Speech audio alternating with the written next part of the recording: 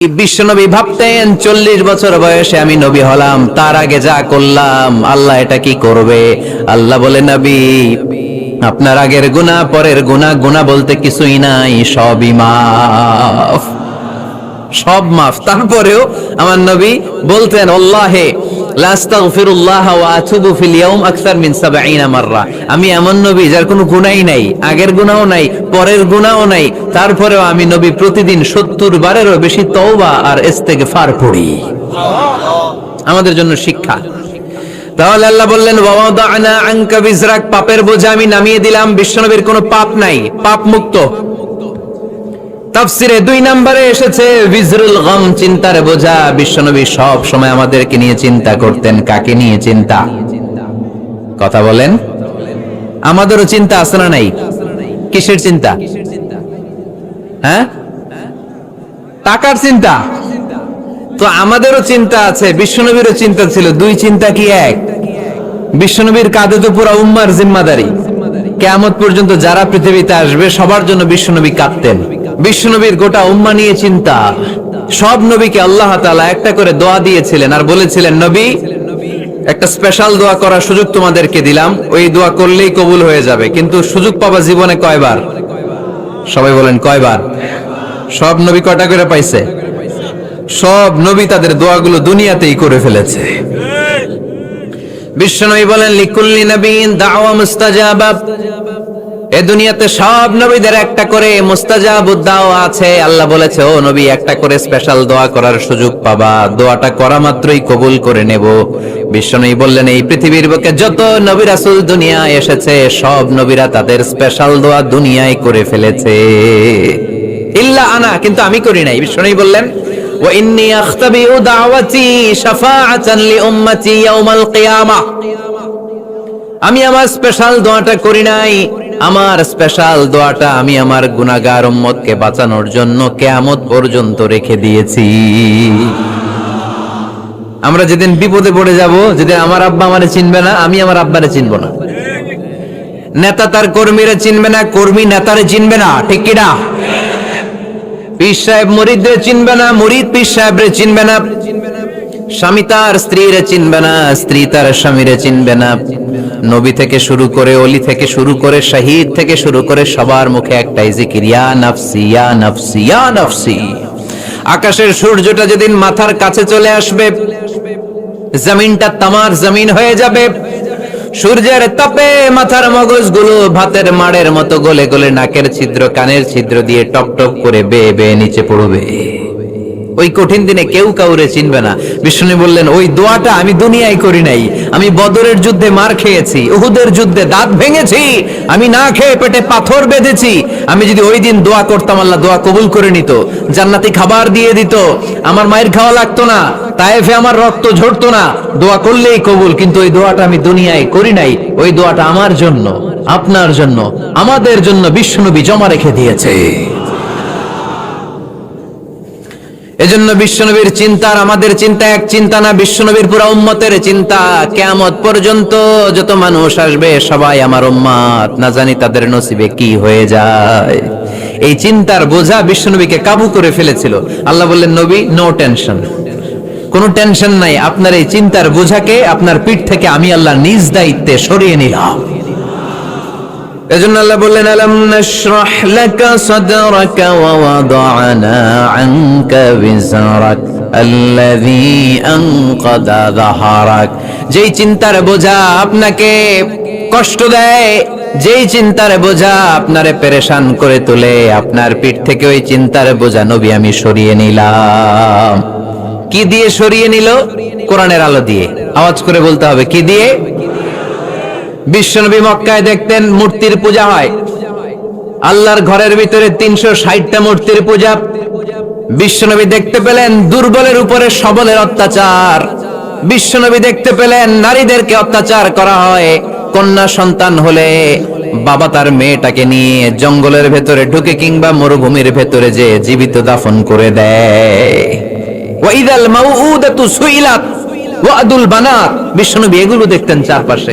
দেখে এই পথহারা জাতিকে কিভাবে উদ্ধার করবেন, কি দিয়ে উদ্ধার করা যায়, এই টেনশনে বিশ্বনবীর পিঠ বাঁকা হয়ে গিয়েছিল। উপমা, বাঁকা হয়ে গিয়েছিল, বিশ্বনবী সব সময় পেরেশান থাকতেন। আল্লাহ বললেন, নবী টেনশনের দরকার নাই, হেরা গুহায় এমন একটা নূরের আলো দিয়ে আমি আপনারে আলোকিত করব, যার মাধ্যমে সব পেরেশানি দূর হয়ে যাবে। ألم نشرح لك صدرك ووضعنا عنك وزرك الذي أنقض ظهرك। আপনাকে পেরেশান বানিয়ে দেয় এরকম সব চিন্তার বোঝা আমি আল্লাহ সরিয়ে নিলাম। সুবহানাল্লাহ। দুইটা নেয়ামত শুনলাম, এবার 3 নম্বরের নেয়ামত আল্লাহ বললেন ওয়া রাফা'না লাকা যিকরাক। এই আয়াতটা মুখস্থ করতে হবে আজকে, আমার সাথে সাথে পড়েন ওয়া রাফা'না লাকা যিকরাক। সবাই বলেন নাই, পড়েন ওয়া রাফা'না লাকা যিকরাক ওয়া রাফা'না লাকা যিকরাক। নবী হে, আপনার সম্মানকে আমি আকাশচুম্বী করেছি। I have dignified your status high and high, the highest peak. আপনার মর্যাদা উঠাতে উঠাতে আকাশ বাতাস ছাপিয়ে সাত আকাশ কাঁপিয়ে আরশের উপরে নিয়ে গিয়েছি। আপনার মর্যাদা আমার পরপরই, স্রষ্টার পরে পুরো সৃষ্টিকুলের উপরে বিশ্বনবীর মর্যাদা আছে না নাই? এজন্য আল্লাহ বললেন ওয়া রাফা'না লাকা যিকরাক। ও নবী, আপনার মর্যাদা সম্মান আমি আকাশচুম্বী করেছি। আপনার সুনাম সুখ্যাতি মান মর্যাদা আমি গোটা বিশ্বে ছড়াইয়া দেব। এই আয়াত যখন নাজিল হলো, কাফেররা হাসতে শুরু করলো। কাফেররা বলে, মোহাম্মদ বেটা বলে কি, ও জানে বাঁচবে কিনা ওইটাই তো সন্দেহ। আমরা যেই ষড়যন্ত্র পাকাচ্ছি ও জানে বাঁচবে কিনা সে এটাই সন্দেহ, তার নাম গোটা বিশ্বে ছড়াবে কি করে আমরা দেখে নেব। আল্লাহ বলেন, তোরা আমার নবীর সুনাম সুখ্যাতি ছড়ানোর ব্যাপারে বাধা তৈরি করবি, তোরা আমার নবীর ব্যাপারে অপপ্রচার চালাবি, তোদের অপপ্রচারকেই আমি আমার নবীর প্রচার মাধ্যম বানিয়ে দেব। তোরা করবি অপপ্রচার।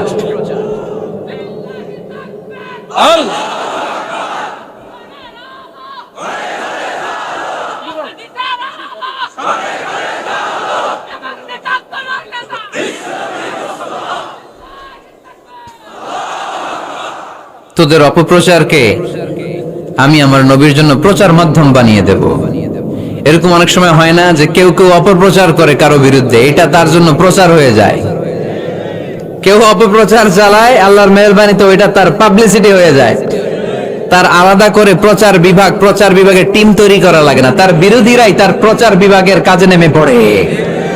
বিশ্বনবী বললেন তোরা, আল্লাহ বললেন তোরা আমার নবীর সুনাম সুখ্যাতিকে থামাবি, তোদের মাধ্যমে আমি বিশ্বনবীর সুনাম সুখ্যাতি গোটা বিশ্বে বুলন্দ করে দেব। আবু জাহেল ঘোষণা দিল, খবরদার, হজের মৌসুম, হাজী সাহেবরা গোটা বিশ্ব থেকে আসবে, আমার দলের কর্মীরা তোরা যেটা করবি সেটা হচ্ছে হাজীদের কাছে যে বলবি মক্কায় নতুন এক পাগল আসছে, নতুন এক জাদুকর আসছে, নাম মুহাম্মদ। নাউজুবিল্লাহ পড়বেন না? খবরদার হাজী সাহেবেরা, এই পাগলের কাছে যেও না। সব হাজীরা গোটা বিশ্ব থেকে এসে মক্কার মিনা প্রান্তরে তাঁবুর ভিতরে ঢুকেছে, আর আবু জাহেলের টিম মেম্বাররা সব তাঁবুর ভিতরে উকি মাইরা কয়, খবরদার, নতুন পাগল আইছে। সবাই কয় নাম কি? কয় মুহাম্মদ। নতুন পাগল এসেছে, নাম মুহাম্মদ। নতুন জাদুকর এসেছে, তার নাম মুহাম্মদ। খবরদার, তার কাছে যেও না, তার কথা শোনো না, শুনলে তোমরাও পাগল হয়ে যাবা, তোমরাও পাগল হয়ে যাবা। সে এত বড় জাদুকর, মুহাম্মদ সাল্লাল্লাহু আলাইহি ওয়াসাল্লাম এত বড় জাদুকর, তার জাদু দেখলে, তার কথা শুনলে হাজবেন্ড ওয়াইফের মধ্যে সম্পর্ক বিচ্ছিন্ন হয়ে যায়।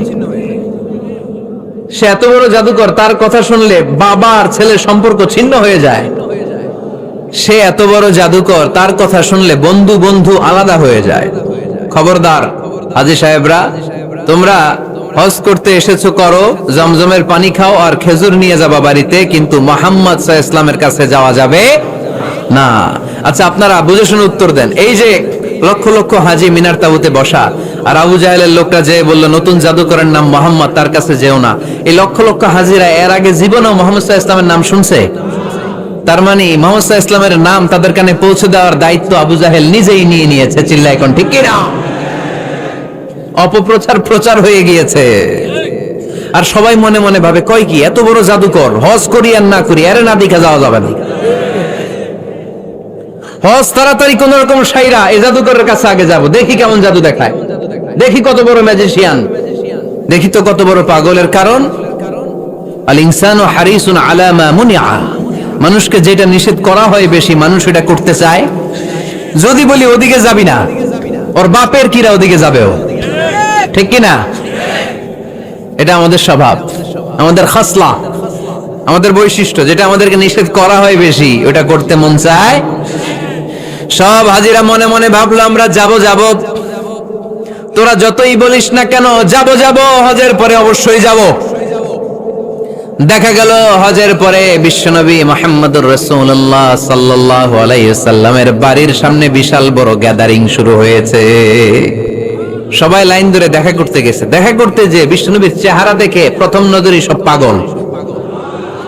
চাঁদের চেয়ে সুন্দর তুমি নবী আমার কামলিওয়ালা, চাঁদের চেয়ে সুন্দর তুমি নবী আমার কামলিওয়ালা, দু জাহানের বাদশাহ তুমি প্যারা নবী সাল্লে আলা, দু জাহানের বাদশাহ তুমি প্যারা নবী সাল্লে আলা, চাঁদের চেয়ে সুন্দর তুমি নবী আমার কামলিওয়ালা। সুবহানাল্লাহ পড়েন। এত সুন্দর চেহারা, বিষ্ণু ঈসা ইসলামের চেহারার মতো এরকম চেহারার মানুষ পৃথিবীতে আছে? দ্বিতীয়টা, অনেকে বলে সাইয়েদনা ইউসুফ আলাইহিস সালামের চেহারা নাকি বেশি সুন্দর। সুন্দর ঠিক, কিন্তু আমার নবীর চাইতে বেশি নয়। বিষ্ণু বলতেন আনা মালিহুন ওয়া আখি ইউসুফু সাবিহুন, আমার ভাই ইউসুফ হচ্ছে সাবিহ, সাবিহ মানে সাদা সুন্দর ধবধবে, আর আমি হচ্ছে মালিহ, মালিহ মানে এসেছে মিলহন থেকে, মিলহন মানে লবণ, মানে লাবণ্যময় সুন্দর। আমার ভাই ইউসুফ নবী সাদা সুন্দর, আমি লাবণ্যময় সুন্দর। কোনটার দাম বেশি? লাবণ্যময় সুন্দরের দাম বেশি। সাইয়েদনা ইউসুফ আলাইহিস সালামের চেহারা দেখে মিশরের মেয়েরা লেবু কাটতে যে বা কমলা কাটতে যে, আনার কাটতে যে, কমলা কাটতে যে আঙ্গুল কেটে ফেলেছিল। কোরআন তার সাক্ষী। ওয়া কাত্তা'না আইদিয়াহুন।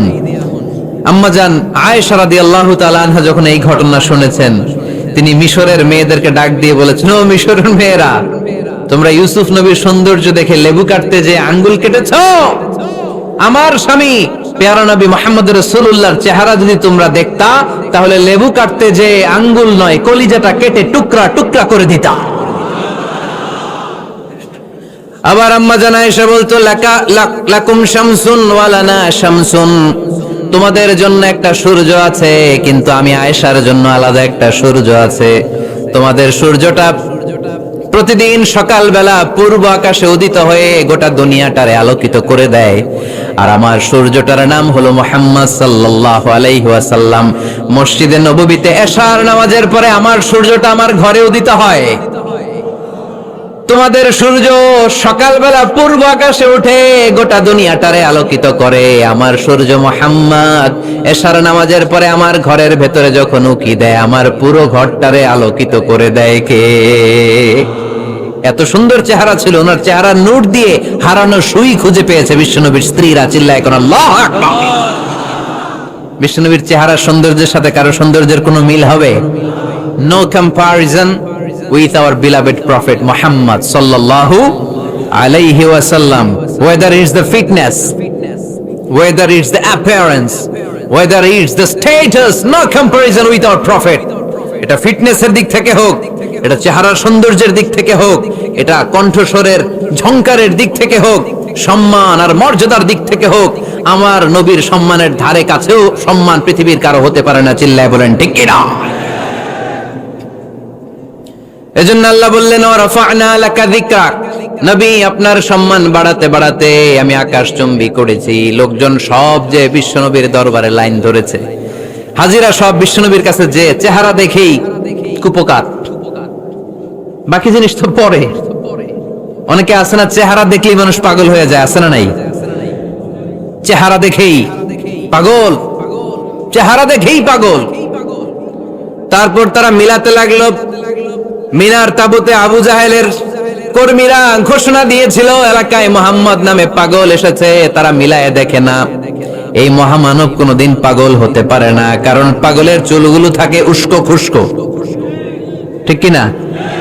আমার নবী সাল্লাল্লাহু আলাইহি ইসলামের চুল উস্কো খুস্কো ছিল, কত সুন্দর চুল আঁচড়ে রাখতেন, জাইতুনের তেল দিতেন, আতর ঢেলে মাথার শীতের মধ্যে ঢেলে দিতেন, কপাল বেয়ে বেয়ে পড়তো, আর যেখানে সেজদা দিতেন সেজদার জায়গা আতরের ঘ্রাণে আমোদ হয়ে যেত। হাতের তালুতে পারফিউম মাখতেন, আর মানুষের সাথে মুসাফা করলে যার সাথে মুসাফা তার হাতের সাথে নবীর ব্যবহৃত পারফিউমের ঘ্রাণ ছুটে যেত। এত পরিচ্ছন্ন ছিলেন। তারা বিশ্বনবীর বক্তব্যের মিল খুঁজে পায় না। তারা বলে না, এই লোক কখনো পাগল হতে পারে না। পাগলের চুল থাকে উস্কো খুস্কো, জামা থাকে ছিঁড়া ফাড়া, গায়ের মধ্যে থাকে ময়লা। পাগল কখনো দাঁত মাজে না, কিন্তু বিশ্বনবীর মুচকি হাসির ফাঁক দিয়ে দাঁতের দিকে তাকালে মানুষগুলো সব পাগল হয়ে যায়। স্মাইল দিতেন বিশ্বনবী, স্মাইল, মুচকি হাসি, তাবাসসুম। বিশ্বনবীর মুচকি হাসি দেখলে মানুষ পাগল হয়ে যেত, পাগল পাড়া হয়ে যেত। তারা বলে না না, এই মহামানব তো কখনো পাগল হতে পারে না।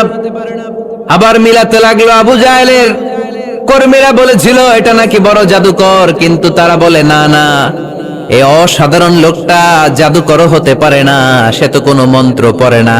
জাদু করার জন্য মন্ত্র পড়ার দরকার আছে না নাই? বিষ্ণুনবী কি মন্ত্র পড়তো? বিষ্ণুনবী কি পড়ে শোনাতো? চিল্লায় বলেন, কি পড়ে শোনাতো? কোরআন শোনাতো।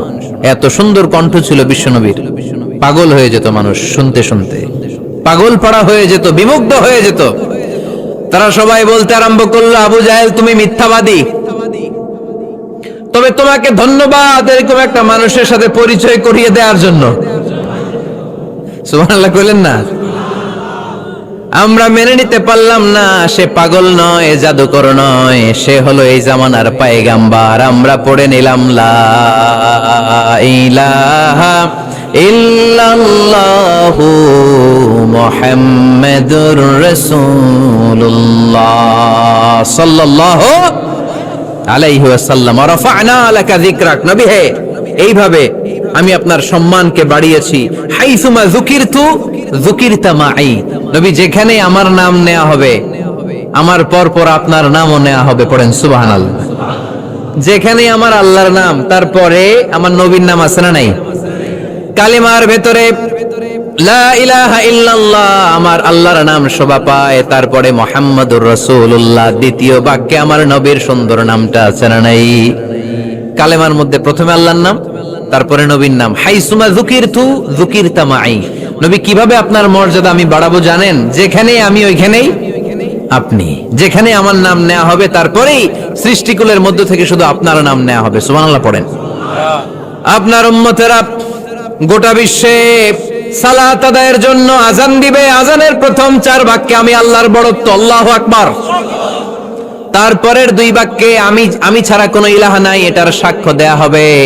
তারপরের 2 বাক্যে সবাই সাক্ষ্য দিতে বাধ্য, আপনি ছাড়া দুনিয়ায় আর কোনো শেষ রাসূল নাই। তার মানে আজানের মধ্যেও আমার আল্লাহর নামের পরে আমার নবীর নাম আছে না নাই? এরপর আমরা একামত দিয়ে জামাত শুরু করি। এই জামাতের আগে যে একামতটা দেই, এই একামতেও আল্লাহর নামের পরে আমার নবীর নামটা আছে না নাই? আল্লাহু আকবার, আল্লাহু আকবার, আশহাদু আন লা ইলাহা ইল্লাল্লাহ, আশহাদু আন্না মুহাম্মাদার রাসূলুল্লাহ সাল্লাল্লাহু। তার মানে আজানে আমার নামের পরে আপনার নাম, একামতে আমার নামের পরে আপনার নাম। নামাজের শেষে যখন আমরা শেষ বৈঠকে বসি, সেখানে বিশ্বনবীর উপর দুরূদ আছে না নাই? তার মানে সব জায়গায় বিশ্বনবীর নাম নেয়াকে আবশ্যক করে দিয়েছে কে? নবী হে। এই গোটা বিশ্বের ভেতরে সূর্য উঠবে, সূর্য ডুববে, শীত যে গ্রীষ্ম আসবে, দিন যে রাত আসবে, এক মুহূর্তের জন্য আপনার নামের আলোচনা থামবে না। চিল্লায় বলো ঠিক কি না? রাফা'না লাকা যিকরাক, I have dignified your status very high, very high. অনেক উপরে নিয়েছি, আকাশ বাতাস ছাপিয়ে, 7 আকাশ কাঁপিয়ে আরশ পর্যন্ত আমি আপনার মর্যাদাকে বুলন্দ করেছি। এই পৃথিবীতে যত আসমানি কিতাব এসেছিল, সবগুলো আসমানি কিতাবে বিষ্ণুনবীর নাম উল্লেখ করেছে কে? তার মানে তাওরাতের ভেতরে বিষ্ণুনবীর নাম আছে না নাই? ইনজিলে, জাবুর, সুহুফে ইব্রাহিম, সুহুফে মূসা, আল্লাযী ইয়াজিদুনাহু মাকতুবান ইনদাহুম ফিত তাওরাতি ওয়াল ইনজিল। ইহুদিরা খ্রিস্টানরা বিশ্বনবীরে মানতে চাইতো না। তারা বলতো, মুহাম্মদ তোমার নাম তো আমাদের কিতাবে নাই। বিশ্বনবী বললেন পড়ো। তারা পড়তে পড়তে বিশ্বনবীর জায়গাটা লুকিয়ে রাখতো, যেখানে বিশ্বনবীর নাম ওরা এইভাবে ধরে রাখতো। বিষ্ণু ইসা ইসলাম এক সাহাবাকে বললেন, আমি তো ওদের ভাষা বুঝি না, তুমি ওদের ভাষা বুঝে দেখো কোন জায়গায় চোরামিটা করে। প্রতিটা কিতাবের প্রতিটা পাতায় পাতায় বিষ্ণুনবীর নাম আছে না নাই? সাইয়েদনা আদম আলাইহিস সালাম থেকে শুরু করে ঈসা আলাইহিস সালাম পর্যন্ত যত নবী এসেছে সব নবী সুসংবাদ দিয়েছে যে একজন নবী আসবে, যেই নবী আসার মধ্য দিয়ে এই আম্বিয়া আলাইহিমুস সালাম পৃথিবীতে আসার যে ধারাবাহিকতা, এই সিলসিলা, এই চেইনকে আল্লাহ তাআলা কাট অফ করে দিবে।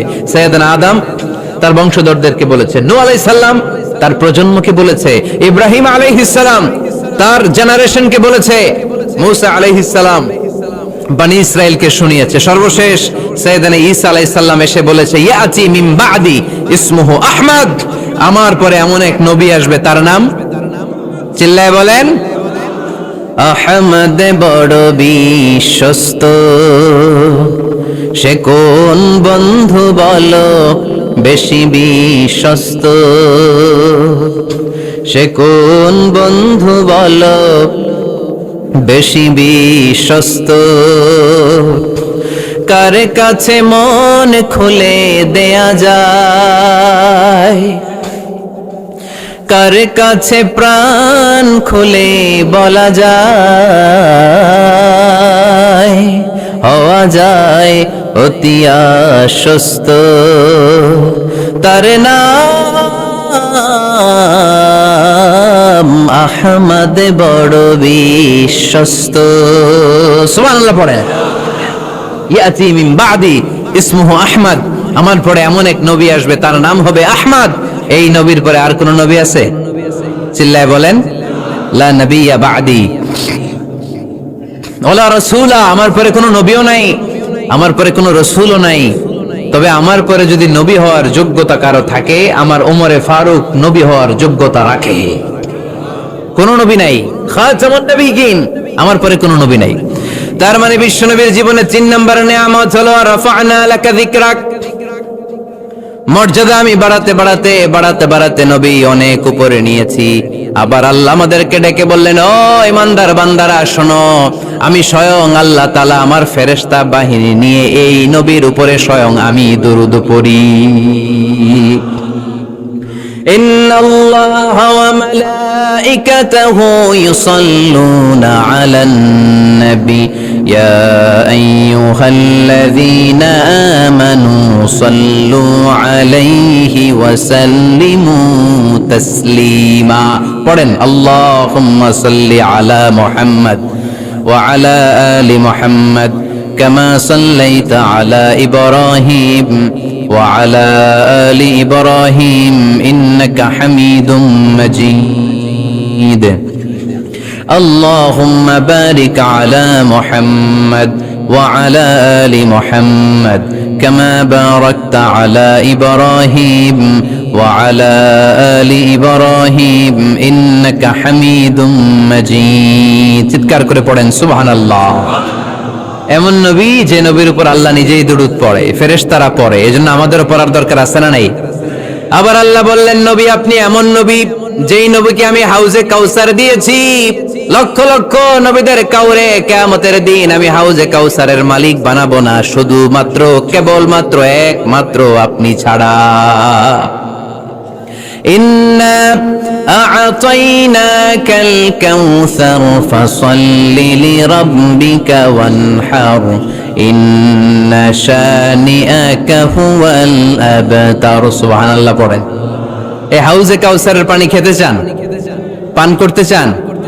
বিশ্বনবী না দিলে খাইতে পারবো আমরা? হাউজে কাউসার পান করতে চান কারা? হাত তুলে দেখান।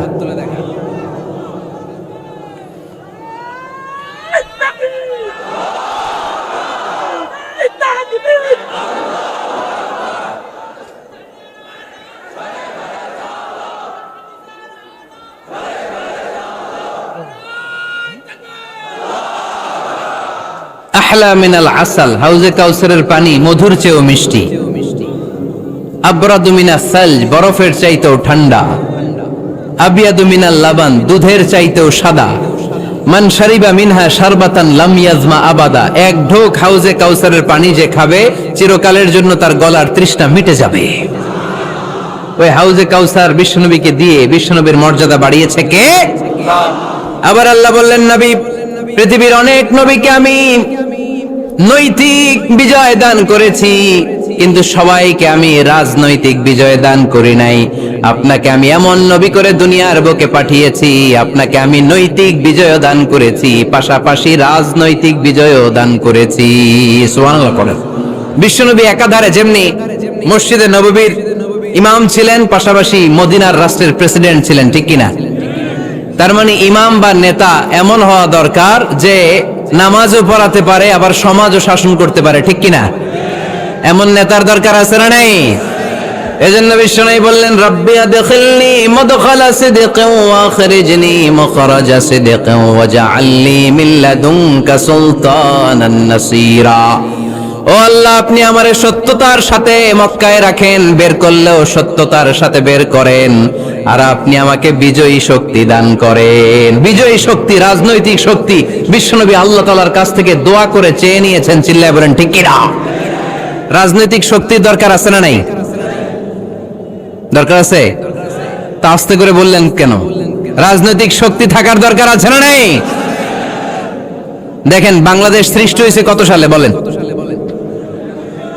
কত সাল? বাংলাদেশের বার্থডে কবে?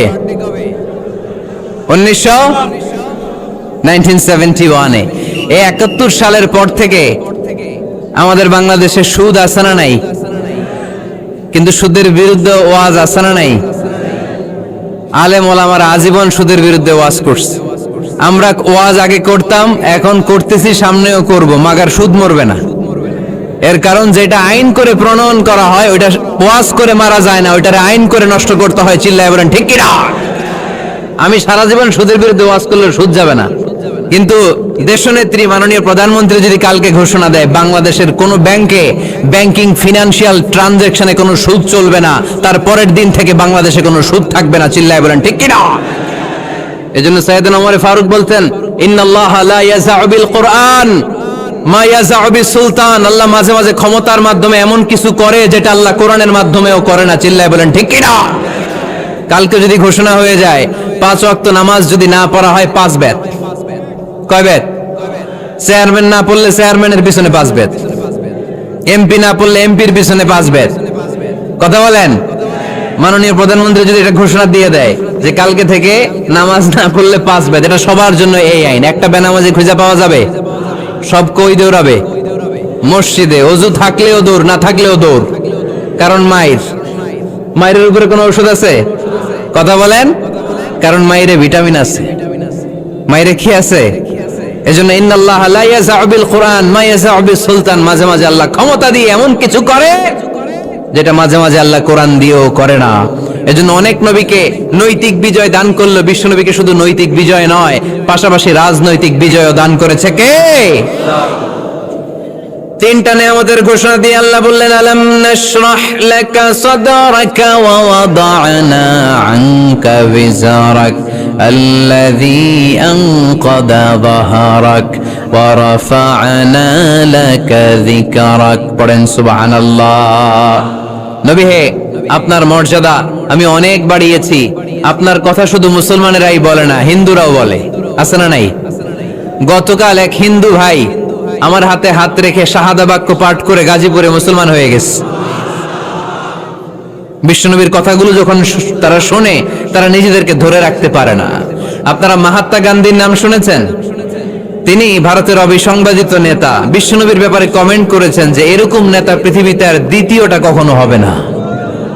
মহাত্মা গান্ধী কি মুসলমান না হিন্দু? গোটা বিশ্বের খ্রিস্টানরা বিশ্বনবীকে নিয়ে এখন মাতোয়ারা। মাইকেল এইচ হার্ট খ্রিস্টান, একটা বই লিখে গোটা বিশ্ব কাঁপিয়েছেন, দি 100 ranking of the most influential people and person in the world.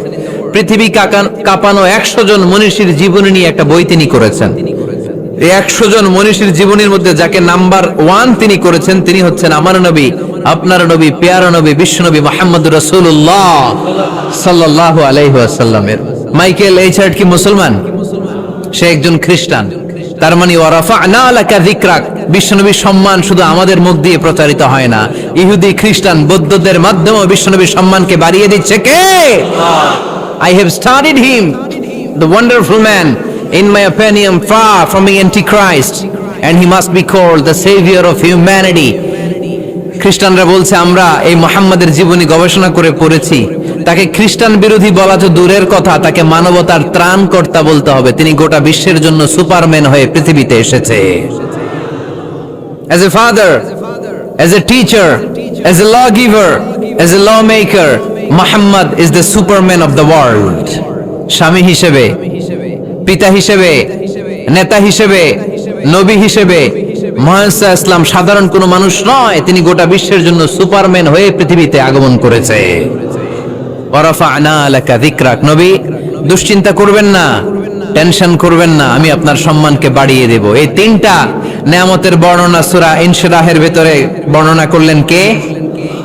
এরপরে রাব্বুল আলামিন বিশ্বনবীকে নেয়ামতের বর্ণনার ঘটনা শুনিয়ে বিশ্বনবীকে সান্ত্বনা বাণী শোনাচ্ছেন আর পড়ছেন ফা ইন্না মাআল উসরি ইউসরান, ইন্না মাআল উসরি ইউসরা।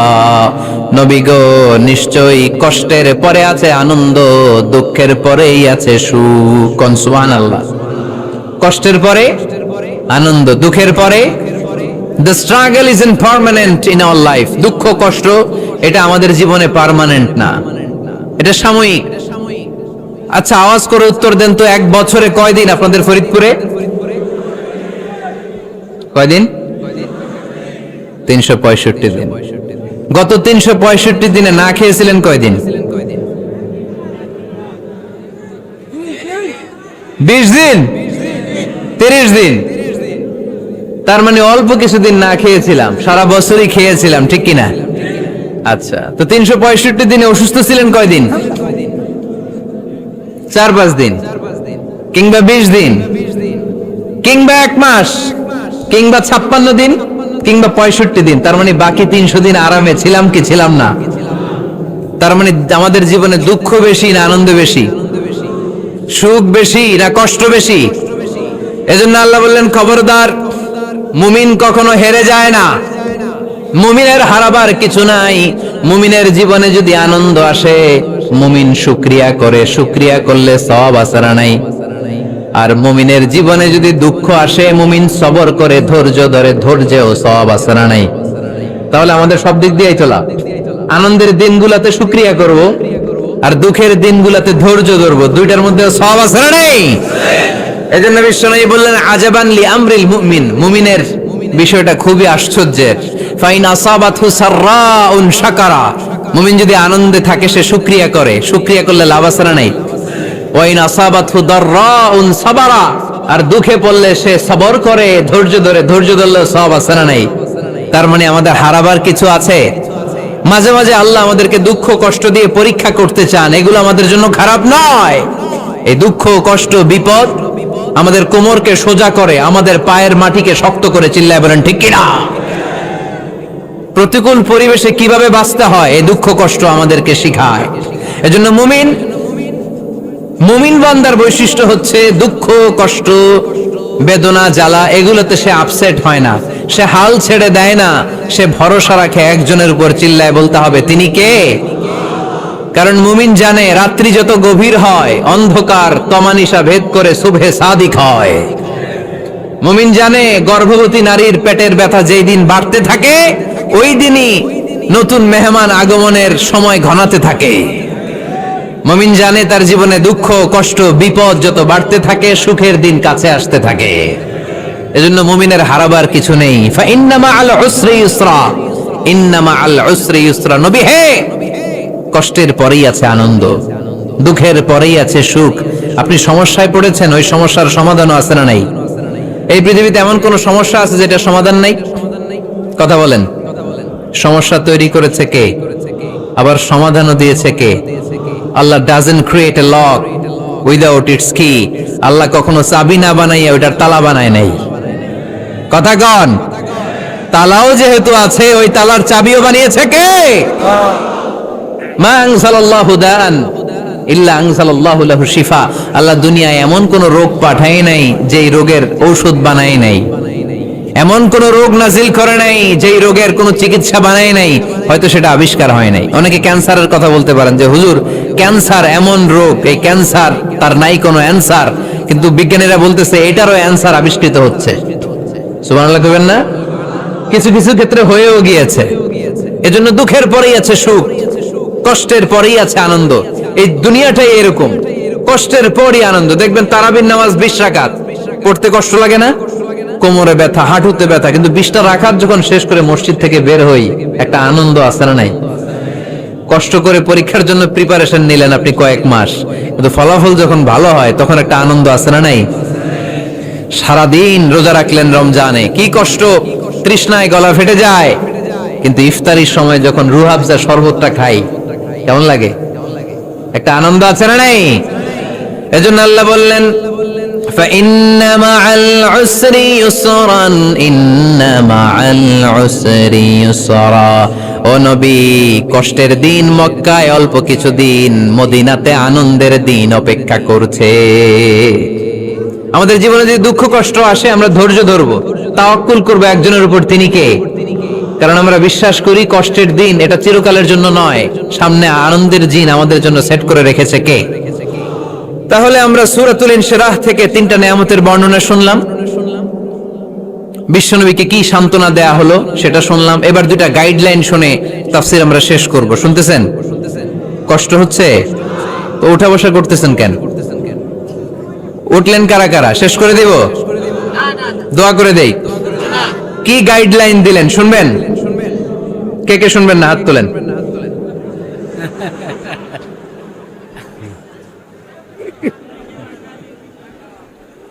কষ্ট হইতেছে? গরম লাগতেছে না?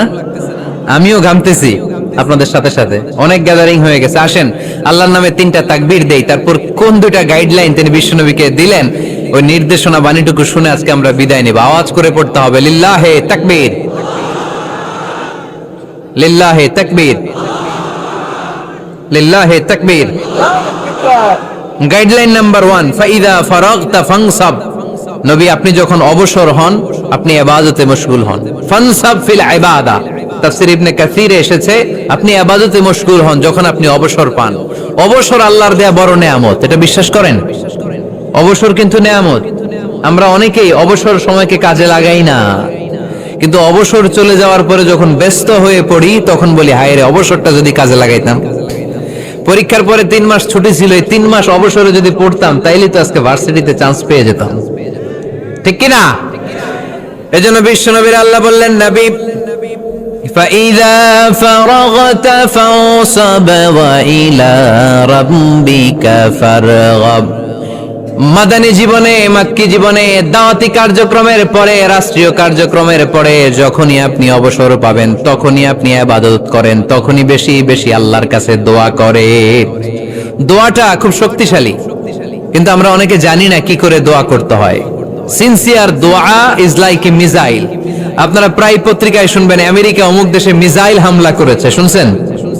মিসাইল হামলা এমন হামলা, কত সেন্টিমিটার বেগে যে কোন জায়গায় অ্যাটাক করবে, যেখানে মারার কথা ওখানে পড়বে। ঠিক দোয়াটা হচ্ছে মিসাইলের মতো। আপনি যদি দোয়ার মতো দোয়া করতে জানেন ওই দোয়াটাও জায়গা মতো যে ভেদ করবে, চিল্লা এখন ঠিক কিনা? কিন্তু আমরা দোয়া করতে জানি না, কি করে দোয়া করতে হয় এটা জানি না। বিশ্বনবীকে আল্লাহ বললেন নবী ফাইদা ফারাগতা ফানসাব, যখন আপনি অবসর হবেন তখন আপনি দোয়া করেন, আল্লাহর কাছে চান। বেশি বেশি চাইলে খুশি হয় কে? তার মানে প্রথম ঘোষণা হলো ফাইদা ফারাগতা ফানসাব। প্রথম নির্দেশনা হলো নবী যখনই আপনি অবসর পাবেন ইবাদত করবেন এবং দোয়া করবেন, বেশি বেশি আল্লাহর কাছে চাইবেন। 2 নাম্বার দিক নির্দেশনা হলো ওয়া ইলা রাব্বিকা ফারগাব, সব সময় আপনি আপনার আল্লাহর দিকে মনোনিবেশ করবেন। বিপদে পড়লে ডাকবো কারে? আমাদের অসুস্থতাকে সুস্থতায় পরিণত করে দিতে পারে কে? চাকরির জন্য পাগল পারা, চাকরি নাই, চাকরির ব্যবস্থা করে দিতে পারে কে? বিদেশে যেতে মনে চায়, পাসপোর্ট দিয়ে রেখেছি, ভিসা নাই, ভিসা লাগায় দিতে পারে কে? কিন্তু আমরা দুঃখ কষ্ট বেদনা কিছু একটা হইলেই সবার আগে আল্লাহরে শেয়ার করার আগে ফেসবুকে শেয়ার মাইরা দিই। আছে না নাই? আপনাদের ফেসবুকে অ্যাকাউন্ট আছে নাকি? কার কার আছে দেখি?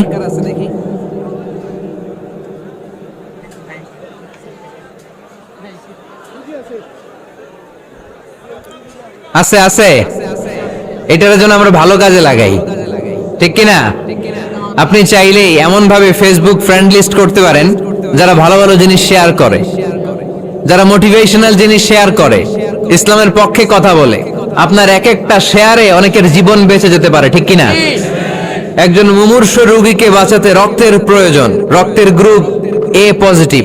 যারা রক্ত দান করতে আগ্রহী তারা এই নম্বরে যোগাযোগ করুন। ফেসবুকে মাঝে মাঝে এরকম নিউজ আসে না নাই? আপনি just you put down in share, শেয়ারের মধ্যে একটা পুট করে দিলেন, একটু শেয়ার মেরে দিলেন, ছড়িয়ে পড়লো হাজার হাজার ফেসবুক ফ্রেন্ডদের কাছে। তাদের অনেকে ব্লাড দিতে আগ্রহী, সে তাড়াতাড়ি যে সেখানে ব্লাড ডোনেট করে আসলো। আপনার একটা শেয়ারের কারণে বেঁচে গেল অনেকগুলো প্রাণ। চিল্লা এখন ঠিক কিনা? রক্তদানের মতো শ্রেষ্ঠ ইবাদত হতে পারে? আমরা মনে করি শুধু জিকিরি ইবাদত, আমরা মনে করি শুধু নামাজি ইবাদত। রক্তদান, এক ব্যাগ রক্ত থেকে অনেক মানুষকে বাঁচানো যায়। এর মধ্যে আছে হিমোগ্লোবিন, এর মধ্যে আছে প্লাটিলেট, আছে প্লাজমা। রক্তে একটা উপাদান আছে প্লাজমা, নাম শুনছেন? আগুনে পোড়া রোগীকে বাঁচাতে এই প্লাজমা লাগে। হসপিটালের বার্ন ইউনিটে যেয়ে দেখবেন মানুষ কিভাবে চিল্লায়। নুসরাত নামে একটা মেয়ে মারা গেল না? এক বদমাইশের কবলে পড়ে মারা গেল না? তাকে আগুন জ্বালিয়ে দেয়া হয়েছিল তার গায়ে, তার প্লাজমা গুলো জ্বলে গিয়েছিল। আগুনে পোড়া রোগীর যে কি কষ্ট, একটু দেখার জন্য হসপিটালের বার্ন ইউনিটে যাবেন, দেখবেন যে কি কষ্টে আছে তারা। এই প্লাজমা গুলোকে অনেক সেন্টিগ্রেড তাপমাত্রা নামিয়ে ঠান্ডা করে দেহে পুশ করা হয়। আপনার এক ব্যাগ রক্ত থেকে প্লাজমা আলাদা করা হবে, প্লেটলেটস আলাদা করা হবে, হিমোগ্লোবিন আলাদা করা হবে, শ্বেতকণিকা, লোহিত কণিকা আলাদা করে অনেকগুলো মানুষ বেঁচে যাবে। এজন্য ফেসবুক থাকাটা দোষের কিছু না, তবে ভালো কাজে আমরা ব্যবহার করব, ঠিক কিনা? আপনার ফেসবুক শেয়ারিং আপনার জান্নাতি বানাতে পারে, আর আপনার ফেসবুক শেয়ারিং আপনার জাহান্নামের লাকড়ি বানাতে পারে। চিল্লায় বলেন ঠিক কিনা? So the decision is yours, সিদ্ধান্ত আপনাকে নিতে হবে আপনি কিভাবে করবেন। যে কোনো বিপদে ওয়া ইলা রাব্বিকা ফারগাব, কোন দিকে মনোনিবেশ না করে কার দিকে মনোনিবেশ করব? যে কোনো বিপদ আপদ ফেসবুকে শেয়ার করার আগে শেয়ার করব কার কাছে? আমাদের যার যা লাগে আল্লাহ সবও যদি দিয়ে দেয়, আল্লাহর ধনভাণ্ডারের 1 ইঞ্চিও কমবে? হাদিসে কুদসিতে আল্লাহ বললেন, লাউ আন্না আউওয়ালাকুম ওয়া আখিরাকুম ওয়া ইনসাকুম ওয়া জিন্নাকুম, পৃথিবীর সব জিন, পৃথিবীর সব মানুষ বিশাল মরুভূমিতে দাঁড়িয়ে যদি আমার কাছে চাইতে শুরু করে, আল্লাহ এটা দাও, ওটা দাও, ওটা দাও, আমি আল্লাহ তোমাদের সব চাহিদাও যদি মিটিয়ে দেই, আমি আল্লাহর ধনভাণ্ডারের 1 ইঞ্চিও কমবে না। এজন্য চাইবো কার কাছে? বিপদে আপদে ভরসা করব কার কাছে? আর অবসরগুলোকে কাজে লাগানোর দরকার আছে না নাই? স্বাবলম্বী হওয়ার চেষ্টা করার দরকার আছে না নাই? ফাইন্নামা আল উসরি ইউসরা, ইন্নামা আল উসরি ইউসরা। নবী হে, কষ্টের পরেই আছে সুখ, দুঃখের পরেই আছে আনন্দ। সব সময় মানুষের সময় একরকম কাটে না। এজন্য আমরা তাওয়াক্কুল করতে চাই একজনের উপর, তিনি কে? আল্লাহ আমাদের সবাইকে কথাগুলো বুঝে আরো আমল করার তৌফিক দান করুক। আমরা পড়ি আমিন। আপনারা উঠা বসা করতেছেন কেন? এই উঠছেন কে কে দেখি? এই উঠছো কেন তুমি? বস, আমরা একসাথে বিদায় নিব।